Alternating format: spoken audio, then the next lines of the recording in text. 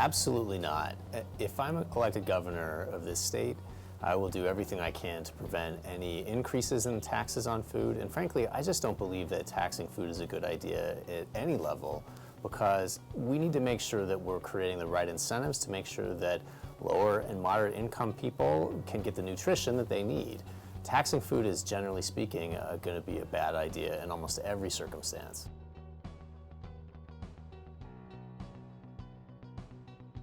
So I'm not ideologically opposed to any gas tax in quite the same way that I am with food. But that being said, I think that gas taxes need to be very carefully monitored to make sure that we're not increasing an unfair tax burden on low and moderate income people, small businesses, and folks that are struggling to get by.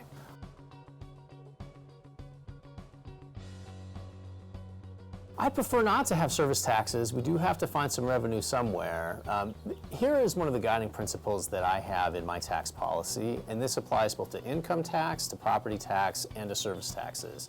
And that's that to people who much is given, a little bit more has to be expected. Small businesses that are struggling to get off the ground, those type of service taxes I would be much more skeptical of than as opposed to, say, a luxury service. That might be more appropriate to gather some revenue from in order to pass on some benefits to people, especially children that are coming up in the next generation.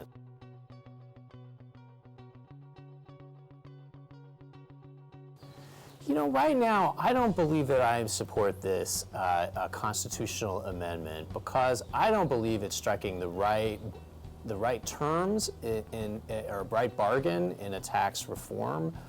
I struggle to come up with a justification that I can get behind to dilute our income tax allocation to education when again and again for 20 years we still haven't managed to provide sufficient funding for our public schools from my perspective. So at this time, I'm not prepared to support the constitutional amendment.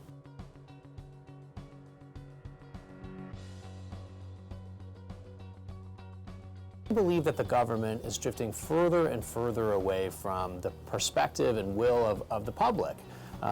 We saw in 2018 three ballot measures, propositions that had overwhelming public support and passed, even though the state legislature almost immediately started to take efforts to undo them and unwind them. And the tax initiative was more of the same.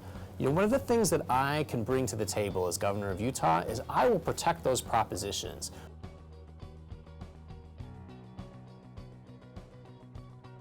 I was born and raised here in Utah. I've lived here most of my life, moved away to start my career, but came home because this is where my roots are and where my family wants to be.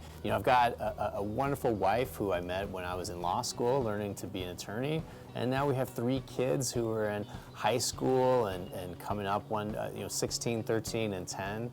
And I enjoy being a father.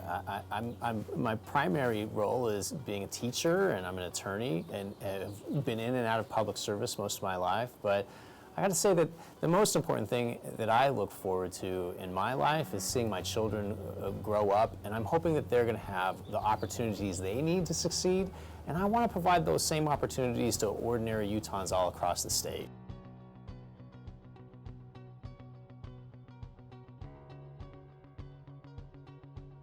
With respect to the inland port in particular, I'm concerned that we haven't done sufficient work to make sure that we're doing it in the right place and in the right way and at the right time.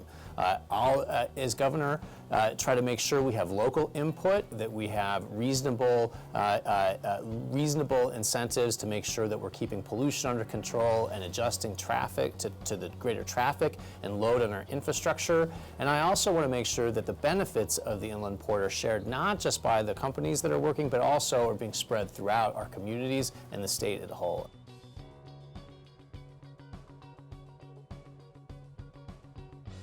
You can rest assured that if I'm elected governor, I will protect the propositions that the public has voted for in the past several elections, and that includes the tax referendum.